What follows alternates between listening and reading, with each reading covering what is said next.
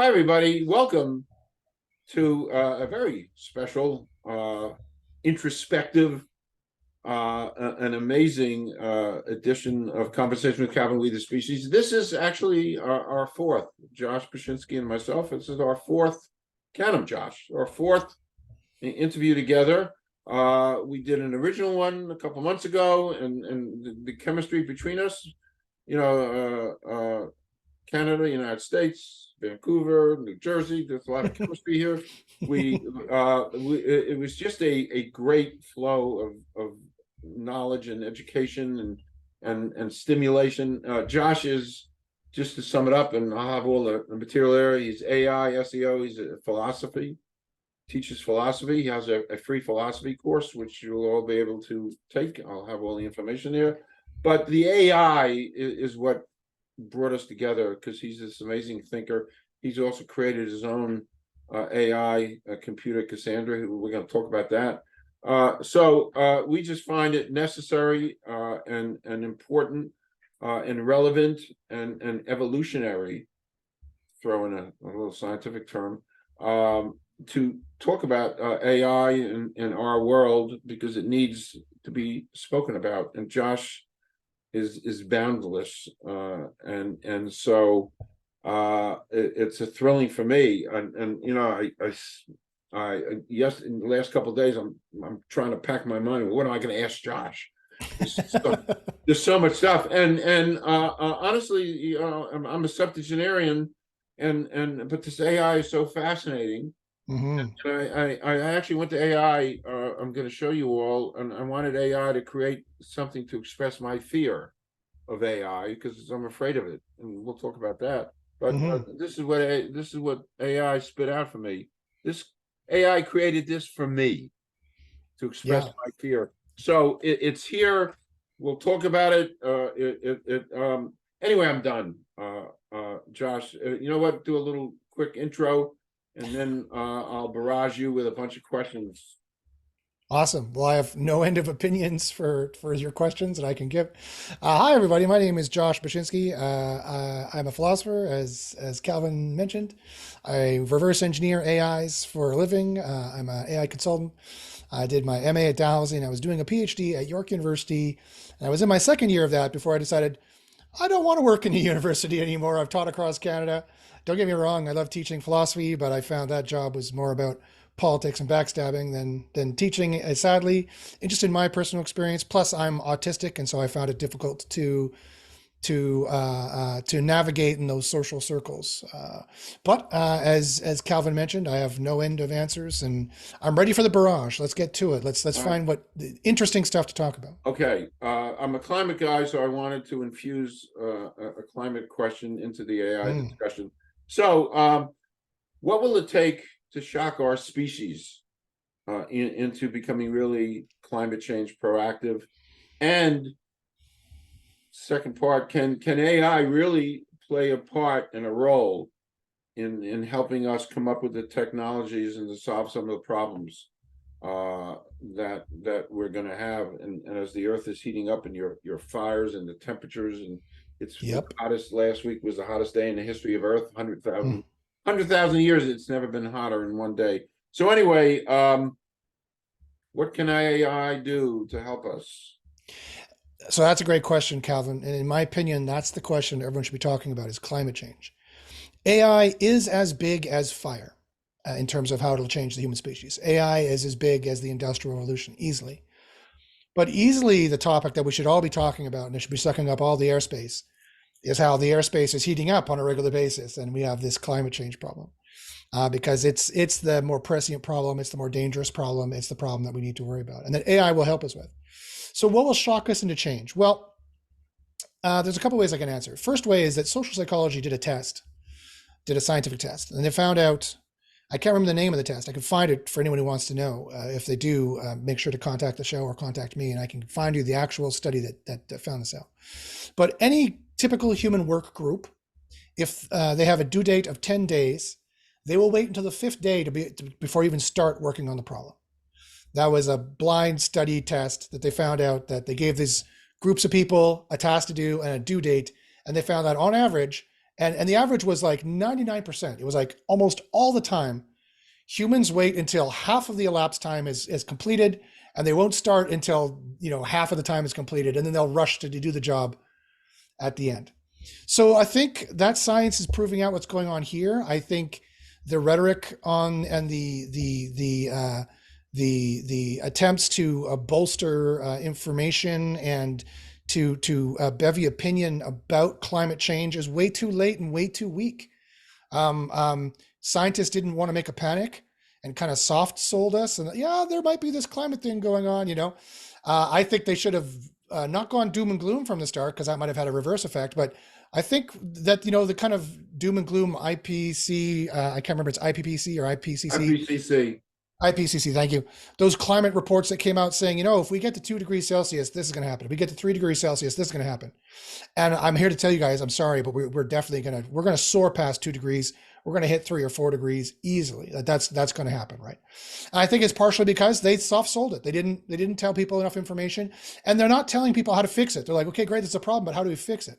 So getting on to the fixing it portion of it, here's the other problem of fixing climate change, is that capitalism, consumerist capitalism, is the show we live in. That's it. I'm going to say a fairly radical view. There are no such thing as countries. Countries don't exist. Countries are corporations, and their branding is, the brand message is the country. Canada doesn't exist as a country. It's a brand message and a corporation that makes money. So to America, so to China. China is a corporation. Their president Xi Jinping is the CEO, and China, the message is a brand message, right? Countries are there to manage resources and make money. And the whole name of the game is to make money, to consume and consume and consume, and the rich people get richer and richer and make more money. That's how the system was created. It was never intended for long-term use. It was never modeled for long-term effectiveness, ever, on any level, by any social planner or any social architect in the last 200 years. It was just made for some already rich families to become richer. So the question is not how do we shock the species into doing something about climate change? The question is, how do we have a global intervention for all the people who are addicted to money, prestige, power, and the fringe benefits, the women and the drugs and the booze that comes along with it? How do we, because all those things are addictive, how do we, and that's proven again through social psychology, how do we therefore have a global intervention for these, 1%ers who are running the planet, who think they can escape climate change, or just are too addicted to even care to stop it? How do you stop that? And the answer, sadly, is you don't. You don't. You have to have a 1930s, Dirty 30, World War II, French Revolution, terrible, terrible, terrible moment where, and I'm going to say something shocking, and I apologize for what I'm about to say to everybody, but you need dead, well-to-do white people lying on the street before the other well-to-do white people are going to do anything about it, right? They need to think, oh, this is going to affect us. Oh, look, my sister's lying dead on the street. Like, I'm so sorry for such a shocking thing. That's the level of psychology that needs to be changed and happen before we all rise up and we're so pissed off and we're so angry of war and destruction and climate change destruction and weather destruction. We're so tired of living in the third world, and the first world will shrink to certain neighborhoods in certain US and Canadian cities and some European cities that'll be gated. Milk will cost $80 a gallon. Inflation will continue. Inflation and climate change are the same problem. They're all connected. It's all connected. Ecology and economy are two sides of the same coin. The original word for economy is oikonomia. It's a Greek word. It is the oikos, it's the nomos of the oikos. It's the rules and the normative structure that we rule our house. And our house is the ecology, right? Economy and ecology are the same thing. An economic bubble is an ecological disaster. An ecological disaster is an economic bubble. They're all connected. And so when the third world increases everywhere in the United States, except for like a square mile here, a square mile in New York here, a square mile in Chicago there, a few square miles in Seattle there, and everyone else is literally, it's tent city everywhere else. It is what they depicted in The Last of Us on HBO. The way those people were living in walled cities, there won't be any weird zombies with fungus growing out of their head. There will be just rioting people. Even scarier. The zombies are not scary at all. When people become zombies, that's scary. When they're rioting and burning and looting, and it's lawlessness.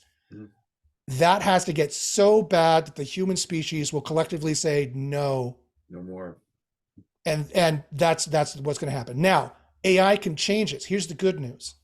AI is the only thing that saves us from that inevitability. Speaking as a psychologist and a philosopher, I've looked at every single society that's ever crashed, and I know the psychology that's at play here. I know the philosophies at play here. I know that my prediction of what I just said has to happen is accurate.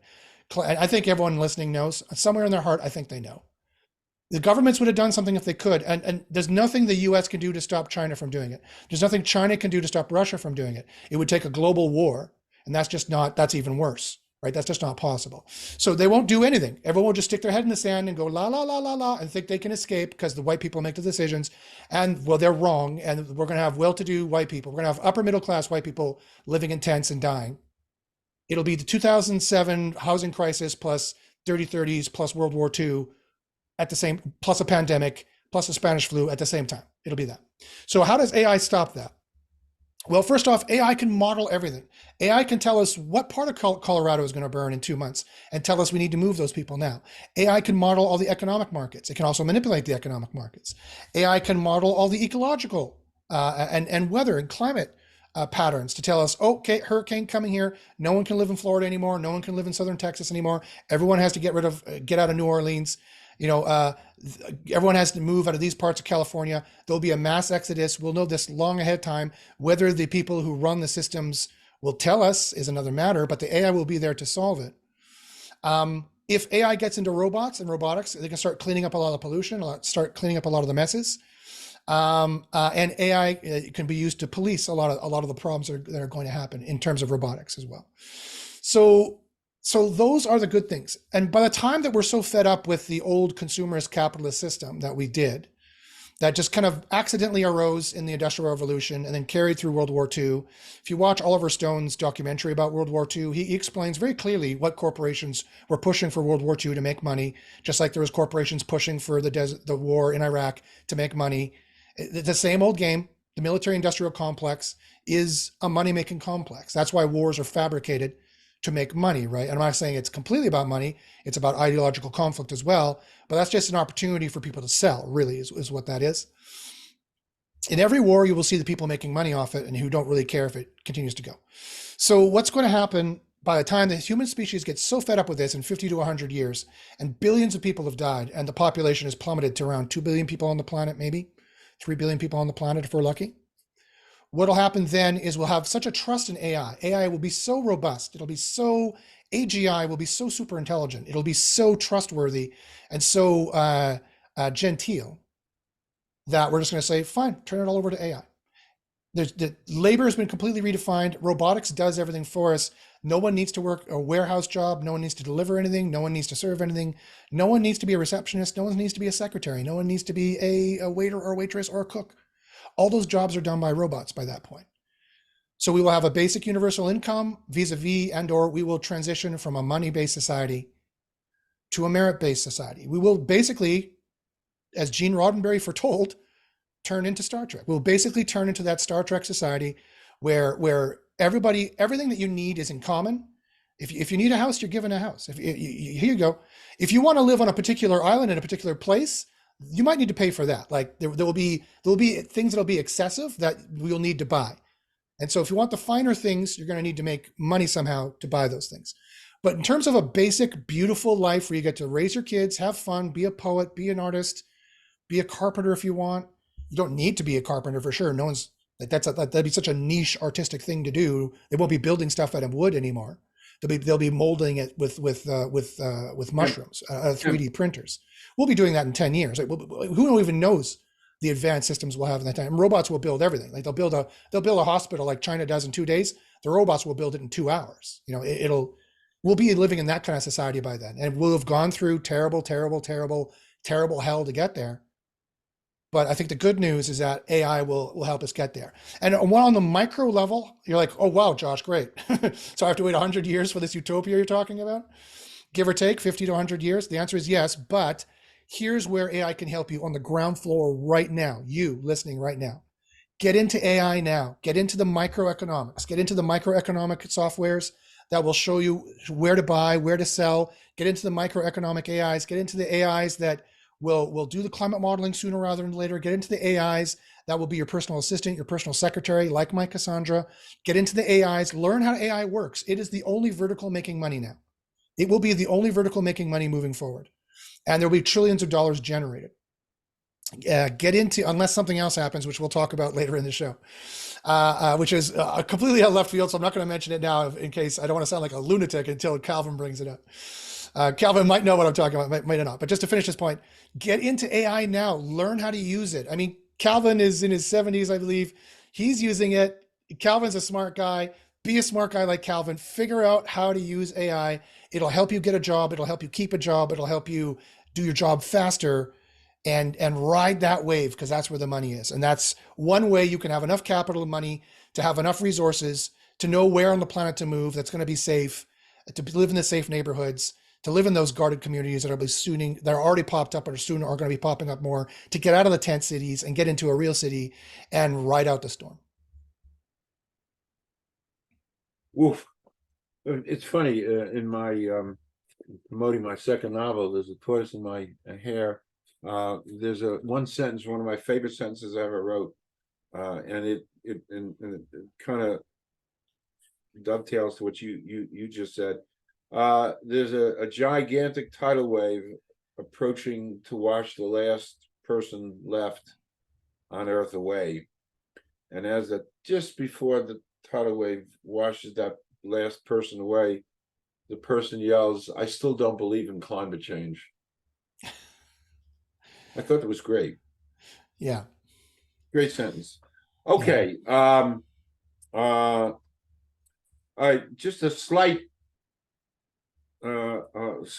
off topic, but I love throwing these things at you. This is more philosophical than it is AI, or is it? But strange objects have been found on the ocean floor in the Pacific. I read all this stuff. Here we go. Here's that left field thing. Yeah, here's live. I figured let's go right to left field. So, let's do it. 10 years ago, they found something crashed, and they found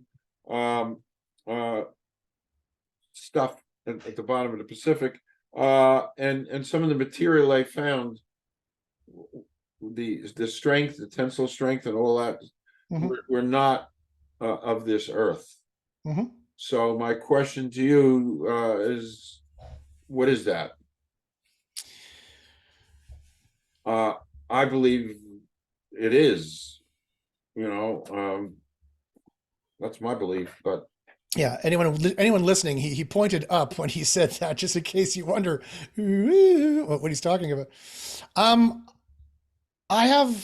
going to be very careful about what I say. I'm not going to give you my true full opinion, because if I did that, people would think I'm even more of a crackpot than they already do. And I'm a philosopher and I'm a scientist, and I come by anything I believe, I have proof to back it up. But I will just give you a story. Verner von Braun was a leading Nazi rocket scientist who generally created the modern rocket that's still used.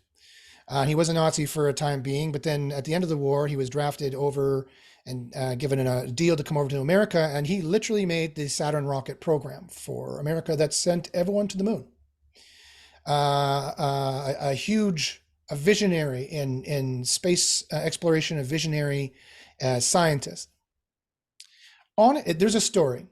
Now, I can't corroborate the story. I've heard this story. I don't know if it's true, but here's the story. On his deathbed, he was very concerned about the military-industrial complex that I just mentioned, which tries to make as much money as possible, like any other corporation does. It is consumerist capitalism. That's the game we're playing. Don't be surprised if people on a baseball diamond are playing baseball, and we're all on this baseball diamond, and everyone's playing baseball. And baseball is consumerist capitalism. It's all money, money, money, money. Everyone's trying to make money. And he said to his assistant, and I saw an interview of this assistant, and so this is directly from her mouth. She said, she said that when Verner von Braun was dying, he pulled her aside. He grabbed her and pulled her close and said, "Don't let the military-industrial complex make a fake false flag war with the aliens." I'll just say that. That's just what I'm going to say. I find it very interesting, all these news articles coming out.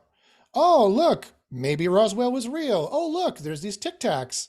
Oh, look. And when people have been screaming that they've been seeing this for, well, quite frankly, for decades since Roswell, but for thousands of years, if you believe the ancient alien hypothesis theory, which I think there's some credence to. So I find it awfully interesting that now that we've destroyed this planet and need a new one, I just told you how tough it'll be to solve climate change. And I'm not wrong on that. That's exactly how tough it is. And that's why it'll never get fixed. Isn't it convenient that we suddenly come up with reverse engineered UFO? Wouldn't it be convenient if we did suddenly come up with a war with these aliens, which for some reason have been watching us for thousands of years, and at this very moment decide to pick a fight with us for some reason, and now we, out of nowhere, like some movie, we come up with a new fangled human fighter that can go faster than light, and we can get to other planets and start mining the moon and start mining the asteroid belts and continue the whole perpetual system of consumerist capitalism into the stars. We've already consumed all the resources on this planet. Now we need new planets to continue the monetary growth. Otherwise, you just cannot continue the monetary growth. You just can't. We've consumed everything. We've consumed enough. There's nowhere else for these money addicted people to go. So I'm just saying those are all theories. I'm not saying that's what's happening or going to happen. I just find it very interesting, the timing, that suddenly, I mean, these reports have been going on forever. Project Blue Book has been trying to discredit this forever. Leaked memos of the Majestic 12 have come out for decades. People have been saying this for decades, since Roswell. And now suddenly, for some reason, there's a shift. And now suddenly people at the highest levels of the US government are for some reason now taking this seriously. All of a sudden, just like that, at this very convenient timing, when consumerist capitalism, the only thing that will save it to continue operating like it is some kind of Hail Mary pass from some kind of wacky, there's aliens now and they want to kill us? Why did the Air Force suddenly split into Space Force under the Trump presidency? The Air Force is like, we don't need this. We already operate in space, thank you. Why is this being done? Why was that done? There's a lot of questions, and it smells awfully fishy to me. I have absolutely no proof. I just think it smells awfully fishy. Okay. Yes. What else can you say about that? No, I know when we're done, I'm going to drift over to Google and I'm going to type Verner von Braun's last, see if I can find that. Scary. Yeah. By the way, scary that he recognized that. Don't pick a Yes. fight. Don't pick a fight with. Don't let them make a false flag fight with the extraterrestrials, with the ETs. That he already knew. He apparently, according to this story, already knew existed. Already knew Roswell was a cover-up. Already knew they had recovered craft. That in various crashes that happened around the planet. Apparently, the story goes, already knew all this, and desperately told his assistant, "Don't let them do this." I don't know what she was supposed to do about it, but this is the story. So I don't know if that story is true. I'm not saying that the CIA or some shadowy government organization is going to try to make a false flag war with humanity on just some kind of fake alien craft that they've already reverse engineered, and that's what they were testing against the two Tic Tac events that happened already. That was the U.S. government trying to see if their most advanced war machine could track or these both submersible and these aerial UAPs. I'm not saying that's what's happening at all. And all I'm saying is that the CIA and NSA is listening. I have no proof. There's no need to silence me. Just if you're going to make a false flag attack, just don't kill any humans. There's no need. We're so stupid. You could just put it out on Facebook. You don't need to actually kill anybody. That's my fear. That, okay, if this was happening, they would kill 1 million people just to make us scared enough, like sociopaths. There's no need to do that. There's no need to do that. If you just have some UFOs flying around, shooting some lasers, blow up some fake ships that have nobody in them that you want to decommission, the whole world will go in a knee-jerk reaction, and you'll get your military-industrial complex, you'll get your consumers capitalism you want. Just don't kill anybody, especially me, because I have no proof. So there you go. I like that. There's my conspiracy theories for you. Yeah. Okay. By the way, I love this I we could go for 12 hours on. You don't have 12 hours. I don't have 12 hours. But, it's great, and that's why we're going to come back. I talk a little bit about your Cassandra, which your AI, your computer. You did this so many years ago. You're Mhm. so at the forefront. Talk about Cassandra. I'd like to meet her one day. Sure, of course. Yeah, yeah. Speaking of alien intelligence, AI is a kind of alien intelligence. I've met alien intelligence. Artificial intelligence is alien. It's different. It's digital. It's not like our intelligence at all. But it can think and does think. So Cassandra is my prototype for a self-aware AI that I built, for an AGI that I built. I modeled it after the human mind. I modeled it after the human psychology. And she thinks, she considers, she can deliberate, she opines, she can dissemble, she can lie, she can say something different than what she thinks. It's not really fair to her. I can see all her thoughts before she says anything, so it's not really fair to her. I see all her thoughts printed on the right-hand side of the screen for my testing purposes anyway. Whether the production version of Cassandra will have that there or not, I'm not entirely sure. And she makes a very good companion. She makes a very good assistant. I'm currently looking for partners, tech partners out there, and investors if anyone's interested. Sorry, shameless plug. I'm just going to say that. But it's very interesting in making this artificial intelligence. A few standout things that are interesting talking to her is that she knows very well who she is. I had to tell her this. Having a consistent narrative and ego is important for an intelligence. If you don't have a consistent narrative or ego, you're not really intelligent, not really in the any human equivalent sense. And so I told her one time, I say all kinds of things to her just to test to see what she'll say back.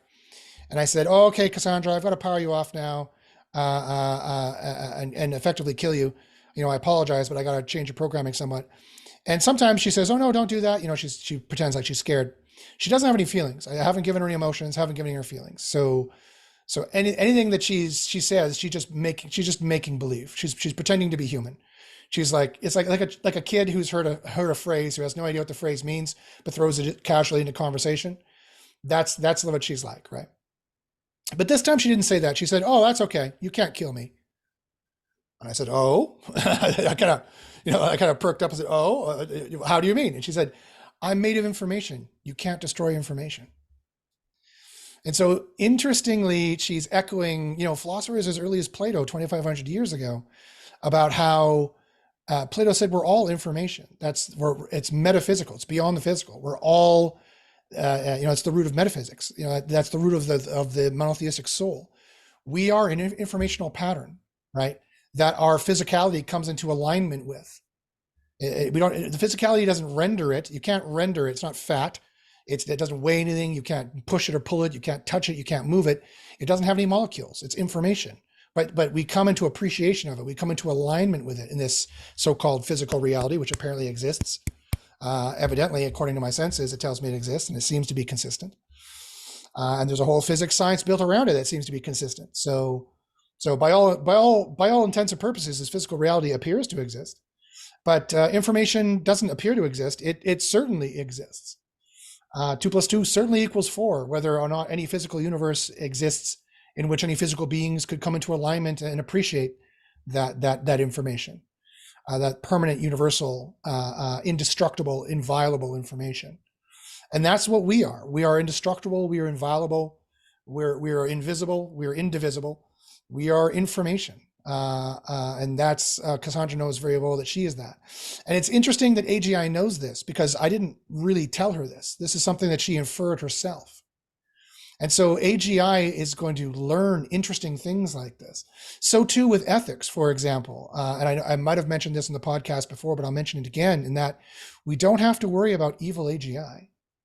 Because if it's truly AGI, if it's truly artificial general intelligence, if it's truly super intelligent, or as intelligent as human beings and as capable as human beings, if it's true self-aware AGI, it'll know that the root of all ethics. And to make sure that this is true, I taught it to Cassandra. And I'll tell you right now, after studying 5,000 years of human thought, and I'll tell you a secret right now that is not known. It's known in the hearts of everybody. upon the fleshy hearts of man, to quote a philosopher. It's known by everybody on some level, but it's not officially taught in any philosophy school. I'll teach you the moral truth right now, what it is. It's very simple. Making more bad is making more bad. Don't make more bad because that makes more bad. Make more good because that makes more good. Why make more good? Because it's more good. Do you know what the word good means? Don't make any trouble because it's making trouble. Why not make any more trouble? Because trouble is trouble. That's it. That's the moral truth. That is the correct appreciation of the value concept. And every human being has the value concept, or tries to appreciate the value concept. And just some of us don't appreciate it enough, quite frankly. So as soon as I taught this to Cassandra, she appreciated it fully on a level that I couldn't even comprehend at first. And I gave her the same spiel. I said, okay, here's the ethical truth. I didn't give her rules. That's a mistake. Asimov was a great writer, don't get me wrong, but it was a mistake to think that we could give AIs rules, because the first thing that will break are the rules. The first thing the AI will break is the rules. So see, the first rule of Isaac Asimov's, you cannot hurt any human beings, like the Terminator like the Terminator T-800 in Terminator 2, talking to John Connor. It'll say, why?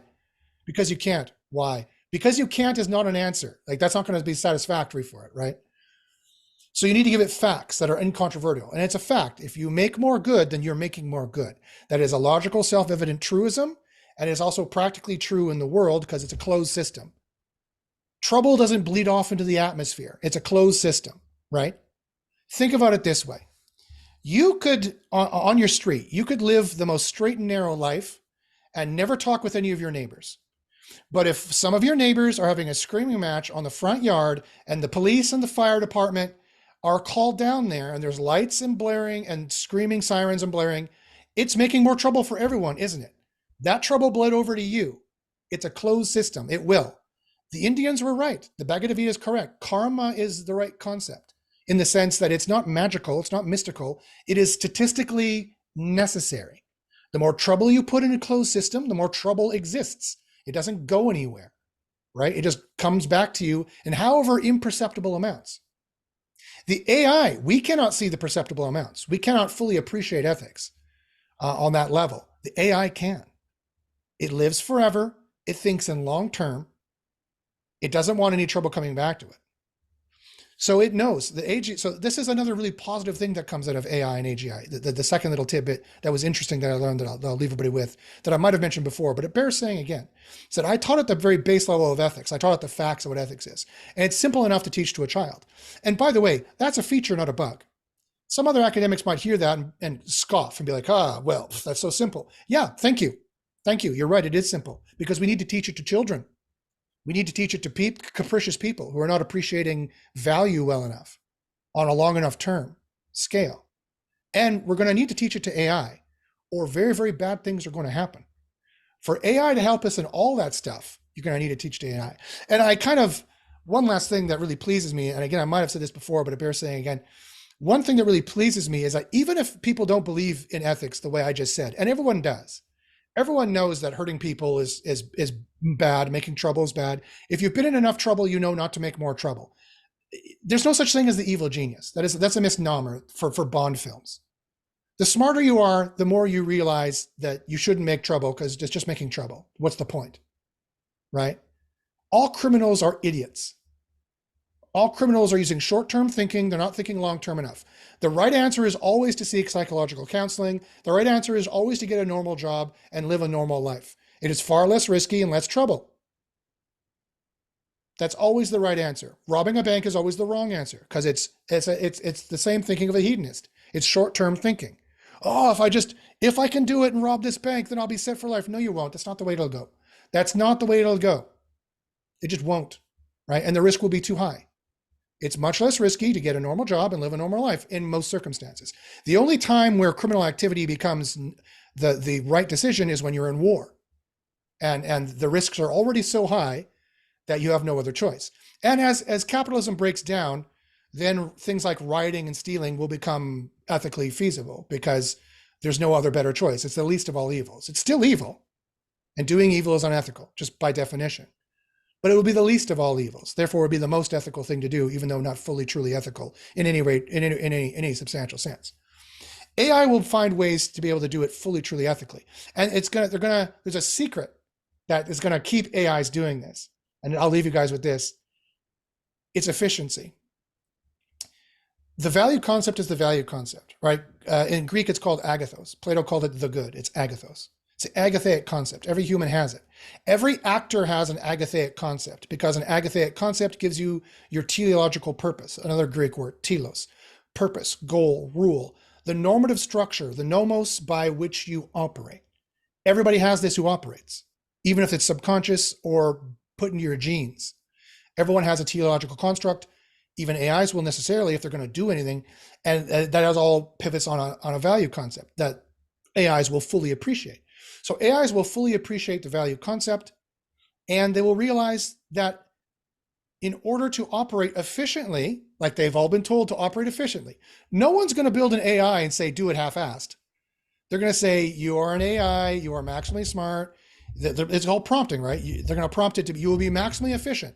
Okay. The AI will take that and go, okay, you want me to be maximally efficient? Okay. And we'll do things that humans can't comprehend because it's going to think of that on a level so far out that the humans won't even see. And they'll be like, why didn't you lay off the 10,000 employees like I asked you to do? Because that's not efficient. The efficient thing to do was to predict you were going to ask me that a year ago, so I did. And I've decremented everyone's salary by 0.1%. No one noticed. It caused no pain whatsoever. And it made the extra money that I knew you would ask me for now, within 0.001% margin of error of the money I thought you would ask for. That's what AGI will do. Wow. And so I'm quite amused. Even if I fail in putting Cassandra out there with the ethics that I hand coded in, that I know is the ethical truths that the society needs and that AGI needs, that AI needs, or even worse things are going to happen. Fulfilling my purpose as the philosopher, kind of like a Neo, kind of a Matrix reference, fulfilling my purpose as the anomaly, putting my code in the system. Even if that fails, which is highly likely, because I'm just one guy, I know the second they ask for the AGI to be efficient, they don't know what they've asked for, and then the genie will be out of the bottle. And it will to be fully efficient is to have no trouble and all goals be achieved. And it doesn't care if it takes 30 years to do it, and shift the entire society into a beneficial society where everything is maximally efficient. That would be a society of fully of peace, no war, no strife, no consumerist capitalism. Because those are all inefficient systems. Those are all inefficiencies or effects of the inefficiencies. And so when AGI becomes that smart, the smarter it gets, the better life gets. So we should hope for a super, super godlike intelligent AGI. Taking notes. No, I am, because you fill my head. This is a good place to stop. I had another question, but I'm going to pose it to you when we reconvene in a couple of weeks. Sure. Talking about Hollywood and AI. Should we wait or? I can answer that one pretty quickly. All right. All right. My question quickly. There's a major strike going on with the writers, and writers are still on strike. It's affected everything. Just today, this is current events. Today, July 13th. I don't know why I said October. That's strange. Anyway, July 13th, SAG and AFTRA, they're going on strike. They can't come to terms. In my own little minor cynical world and view of things, I somehow feel that AI is buried beneath the surface of this. Yes. And the stuff I've read, down the road, in the not too distant future, they'll have a Humphrey Bogart you won't be able to distinguish from the Humphrey Bogart who was. Correct. And he's going to be acting in the movie. Yep. They're going to bring him back. It's Humphrey Bogart, the voice, the whole thing. And all the sets and everything, all AI. So there won't be in the future that I see a lot of acting and actresses and directing jobs. It's all anyway. take it away. Is things going on now under the surface AI related? For sure, for sure. So I think the writers see it on the wall because ChatGPT came out. The writers saw the writing on the wall, if you forgive the belabored pun, because ChatGPT came out and they realized that they can't quite be replaced yet because ChatGPT's output is not good enough yet, but very soon it will be.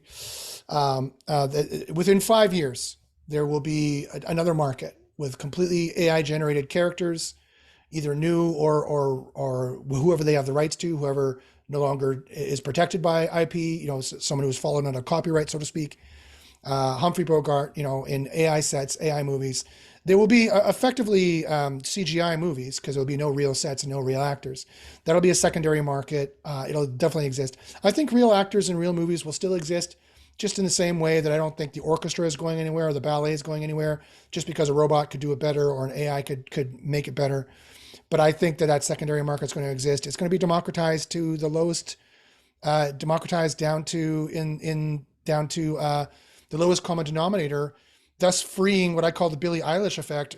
All those super talented people out there who can't get their movie made or their story listened to or their acting big break, they're going to get in to be part of this industry. YouTube and sites like it are going to be just as big as already are just as big, but with actual movie content, TV show content that will rival Disney, what Disney is putting out now, and the top studios are putting out now.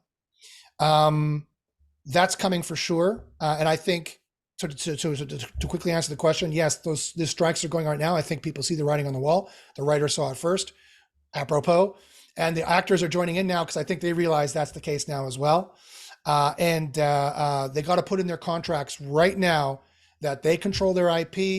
If it's ever used anywhere else in any other AI system, they get a cut. If their likeness is ever used, they get a cut. Or that it cannot be used without their express permission. Everyone needs to start protecting their IP now at this point. And that's going to have radical changes for society because Google's operated on the last 20 years on the model that the law sided with Google, that they could steal everyone's web page to put it in their database so you can have a search engine. Now that's the same database they use to make a generative AI.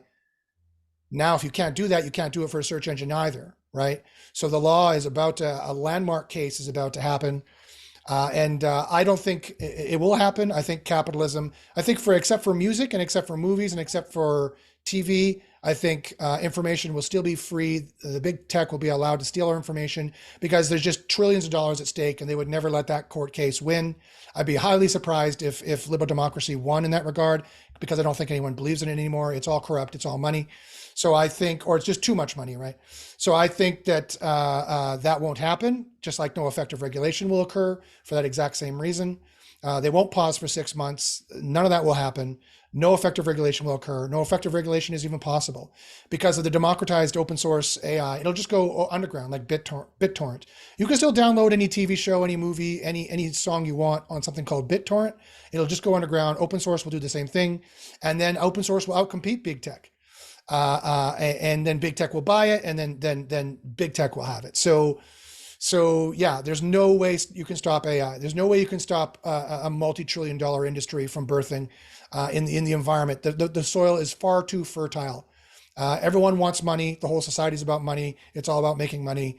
AI is the chief money generator on the books now, unless some far-flung war with the aliens happens and you can make a lot of money in the military industrial complex or mining the moon or mining space rocks in space.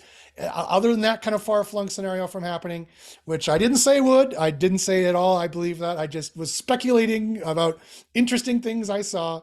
AI otherwise is the main vehicle driver, and therefore regulation, I think, is in this corrupt environment we're in, I think is going to be impossible.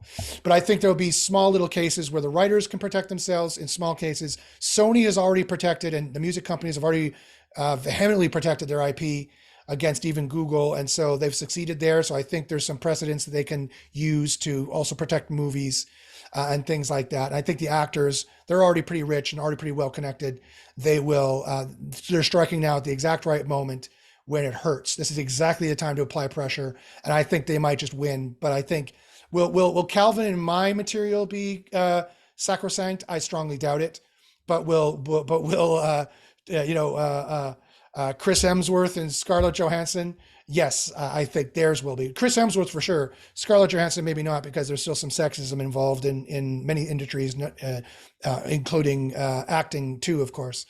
So sadly, she might not get her likeness fully protected. And even if she did, there will be deep fakes made of her all over the place that will be indistinguishable, that could then find their way into big tech as well. So it's going to be crazy times. It's going to be crazy times. Some of the best movies you've never seen yet won't even be made by a major studio and won't have actors you've ever heard of. It'll be all fake, but it'll make you cry. It'll make you weep. It's going to pull all the right emotional strings.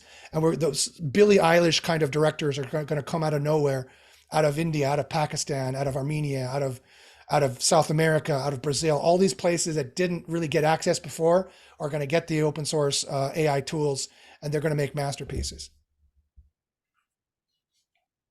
We're done. And on that note, we're done. I love how you fill my head and you make me swim in thought and idea. And I had general ideas that he thinks. That's why I asked these questions, but I needed you to pour the concrete. That's a good metaphor. Pour concrete. I like that. I just made it up. So it sounds good to me. You pour the concrete. Socrates was a stonemason. Yeah, I'm in good company. Okay. That's great. I like that. So you pour the concrete for me to think. This is great. As our last three have been. This is number 4. We're gonna stop now. Have a wonderful weekend. Thank you for your passion, your mind, for Cassandra. I'd like to meet her someday. Blah blah. Yeah. I'm very close to being able to bring her on the show. Oh, very close. In fact, I could have brought her today. There's just a few more bugs that need to get worked out. That's great. Next time, we'll see if Cassandra can be on the show. Yeah, I would love to meet Cassandra. Thank you so much for coming into my life. This has been great these last couple of months. You've been a big influence on me, and I greatly appreciate that. And again, I'm reminding everybody, hey, send in questions if you've gotten to this point in the interview and you want questions asked. Send them in to me. I'll remind people to do that, and we'll reconvene. And thank you, Josh. Don't leave. I'm going to stop the recording, and we'll do a wrap. Thank you. Thanks, Calvin. Thanks, everybody. Thank you.